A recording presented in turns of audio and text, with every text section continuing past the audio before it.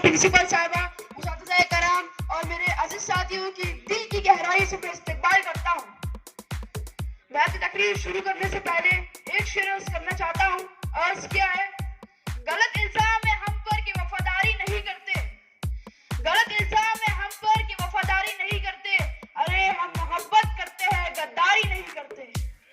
आज 26 जनवरी है, हम 75वां यौम जमहूरिया मनाने की गर्ज से यहाँ इकट्ठा हुए हैं। सदियों साल हमारा मुल्क गुलामी की जंजीरों में जकड़ा रहा और लाखों लोगों ने अपनी जान और माल की कुर्बानी देने के बाद 15 अगस्त सन 1947 को हमारा भारत देश आजाद हुआ। इसके बाद हमें कानून बनाने की जरूरत पेश आई। फिर कानून बनाने के लिए 299 अफराद पर मुश्तमिल एक कमेटी तश्कील दी गई। इस दस्तूर साज कमेटी के सदर डॉक्टर राजेंद्र प्रसाद जी को बनाया गया।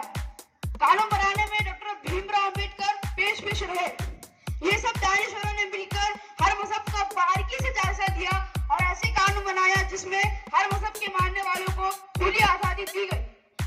आखिरकार 2 साल 11 महीने और 18 दिन के बाद सन 1949 को हमारा कानून बन के तैयार हुआ, पर उसे 26 जनवरी सन 1950 को नाफिज कर दिया गया। मैं अपनी तकरीर खत्म करने से पहले एक शेर अर्ज़ करना चाहता हूँ। अर्ज़ किया है, हयात